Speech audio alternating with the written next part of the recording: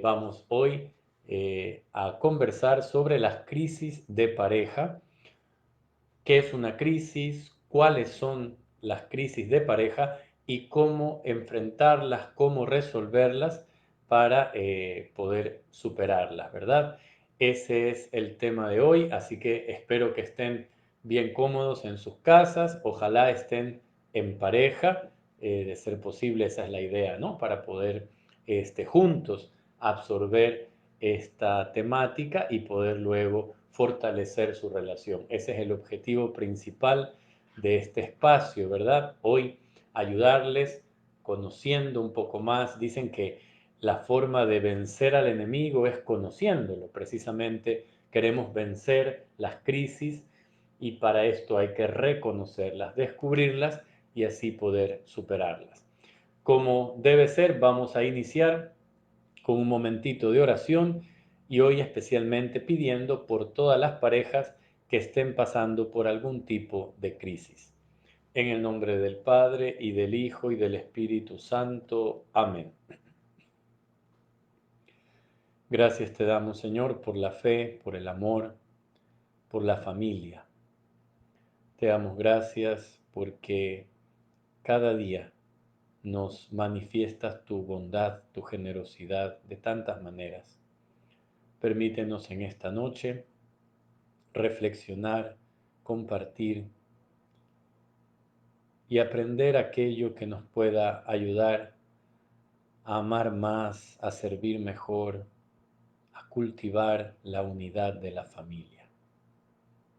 Te pedimos por todas las familias que estén pasando momentos difíciles, por aquellos que han perdido algún ser querido, por aquellos matrimonios que están empezando, por aquellos que tienen ya muchos años, pero especialmente por aquellos que estén pasando por alguna dificultad.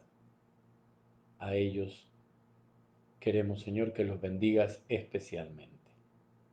Padre nuestro que estás en el cielo, santificado sea tu nombre. Venga a nosotros tu reino, hágase tu voluntad en la tierra como en el cielo. Danos hoy nuestro pan de cada día, perdona nuestras ofensas, como también nosotros perdonamos a los que nos ofenden. No nos dejes caer en la tentación y líbranos del mal. Amén. En el nombre del Padre, y del Hijo, y del Espíritu Santo. Amén. Muy bien, entonces, manos a la obra. La crisis. Uno cuando escucha la palabra crisis, automáticamente, ¿qué le viene a la cabeza?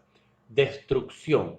Se acabó. No, hay una crisis, se acabó. Ahora escuchamos todos los días la palabra crisis, la crisis sanitaria, la crisis económica, la crisis laboral. Y entonces, claro, la palabra crisis es miedosa, da miedo, da susto. Y uno dice, se acabó. No, crisis de hecho tiene que ver con crecer, no con destrucción. Crisis tiene que ver con crecer. Significa que un proceso ha llegado a su culmen y hay que empezar una nueva etapa, ¿no? Es decir, en un camino, en una tarea, pues llega el proceso a un momento en donde es necesario superarse, es necesario dar un paso al frente, porque ya la etapa anterior se terminó y la situación nos pide evolucionar, ¿sí? Entonces veamos la crisis como eso, una necesidad de superarnos, una necesidad de progresar, de crecer, crisis. Ciertamente la crisis puede ser dolorosa, puede ser conflictiva, pero depende de cómo la recibimos, ¿no? Como todo, depende muchas veces de la actitud con la que enfrentamos una cosa. Entonces, lo primero frente a una crisis es conservar una actitud positiva, ¿sí? Conservar la esperanza, creer, tener esa certeza de que se puede mejorar, se puede salir adelante, se puede resolver. Obviamente, eso requerirá un esfuerzo, un compromiso, una lucha. En el caso de la vida matrimonial, implica una lucha, un esfuerzo de ambos. Ahí está el gran desafío, ¿no? A veces un poco complicado porque uno de los dos puede ser que no reconozca la presencia de esa crisis o que no esté dispuesto a poner el hombro y entonces la cosa se hace cuesta arriba. Pero estamos aquí hoy precisamente para ir haciendo este análisis y que luego ustedes, como pareja, a través de un diálogo abierto, sincero, revisen a ver si están pasando por alguna crisis y pongan en práctica las recomendaciones que les vamos a dar hoy, ¿verdad? Entonces, atentos. ¿Qué hace entonces la crisis? ¿Cuál es el objetivo de la crisis? La crisis viene a evitar la mediocridad, a evitar que nos acomodemos, ¿verdad? Porque esa es la tendencia humana natural, ¿verdad? Hemos llegado hasta aquí, nos sentimos cómodos, tranquilos y dejamos de esforzarnos, dejamos de buscar una superación y ahí empieza el problema. Por lo tanto, la crisis también es importante porque nos obliga a desarrollar todo nuestro potencial, a poner toda la carne sobre la parrilla, ¿verdad? Y esto, usted y yo lo sabemos, es importante, porque si tenemos un potencial, no hay por qué tenerlo guardado, hay que ponerlo a trabajar. Esto es como en la parábola de los talentos, ¿verdad? Cuando el Señor Jesús cuenta esta parábola, dice a uno le dieron 5 talentos, al otro le dieron 2 talentos, al otro le dieron 1 talento, y resulta que el de 5, los 5 talentos los puso a trabajar y obtuvo 5 más, devolvió 10. El que recibió 2 talentos los puso los 2 talentos a trabajar y recibió 4.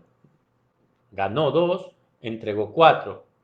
En cambio el otro recibió 1 talento y ese único talento que tenía lo enterró. ¿Y qué hizo? Allí a cruzarse de brazos. No hizo nada. Por eso el reclamo del Señor, siervo inútil y perezoso. El problema no es cuántos talentos tengamos. El problema es no usarlos, tenerlos allí escondidos. Todo el potencial. Entonces la crisis tiene esa ventaja.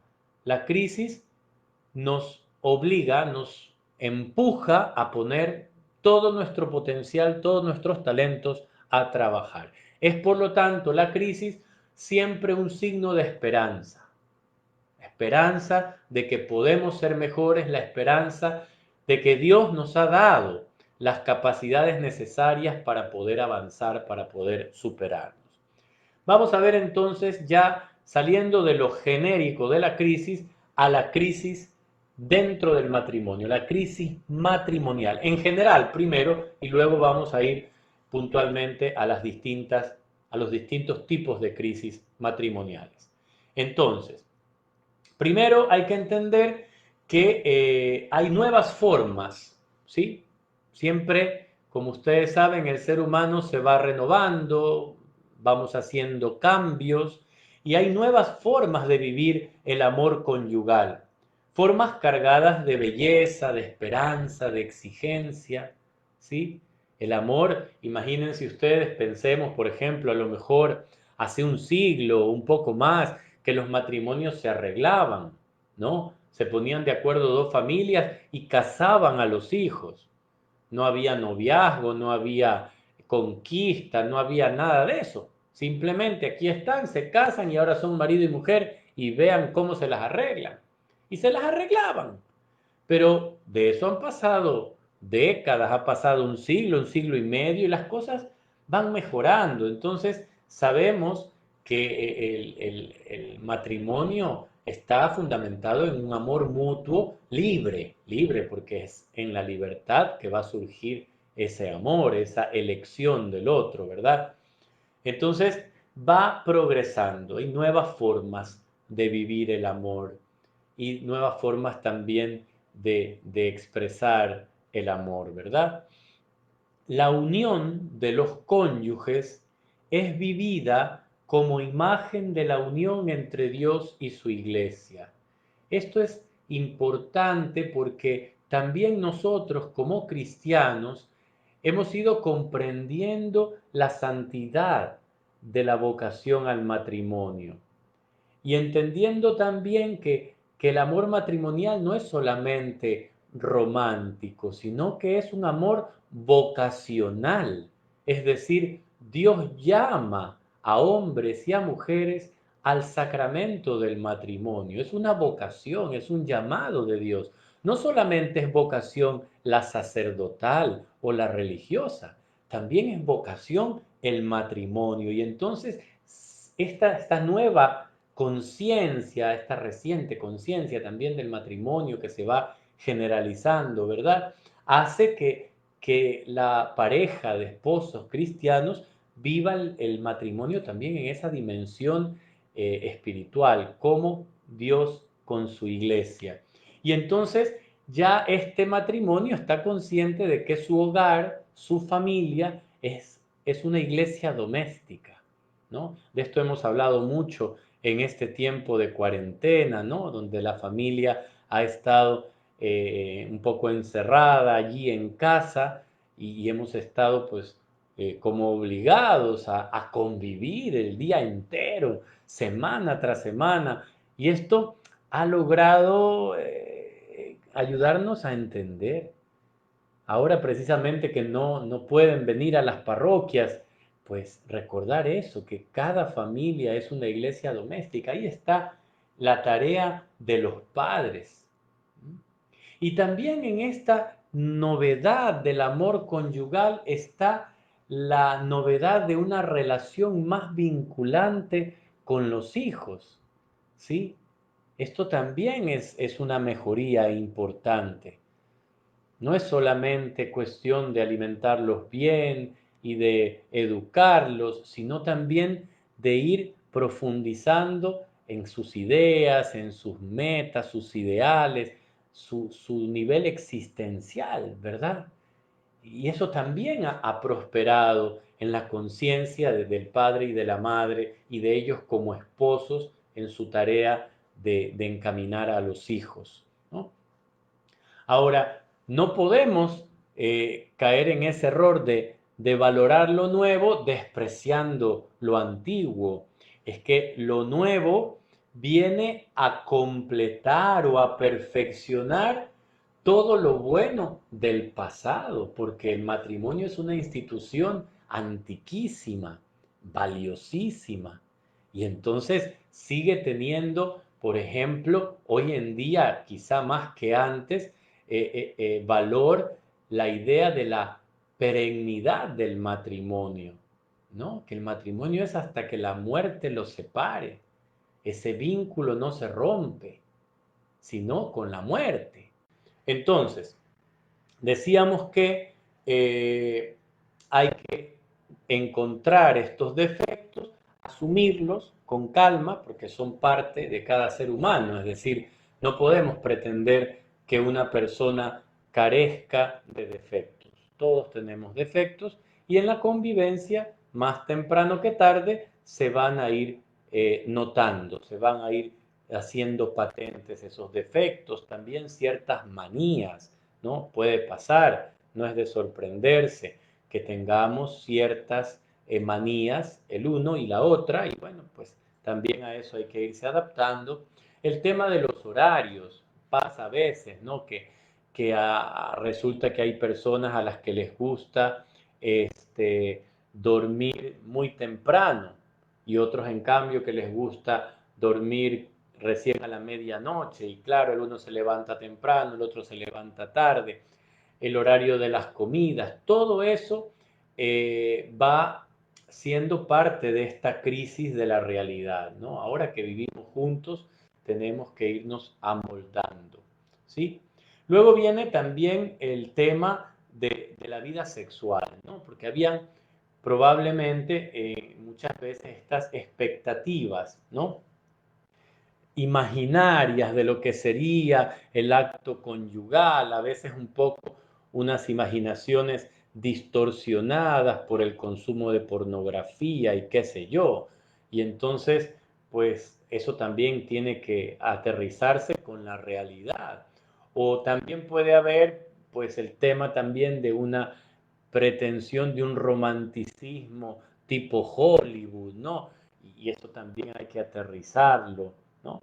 Y pasar a la realidad de una vida íntima cotidiana, que es parte de la vida de pareja en casa, donde será el amor el que les ayude a ser creativos y a hacer siempre ese acto que se repetirá tantas veces, hacerlo pues no rutinariamente, no mecánicamente, sino como una expresión de amor. Uno tendría que pensar, por ejemplo, cuántos millones de veces nuestra madre nos ha dado un beso y cada beso de la mamá es una maravilla. Pues imagínense entonces también en la vida de pareja el cariño, el afecto, la pasión del acto conyugal se debe de cuidar, se debe de cultivar y asumir en la realidad, ¿no?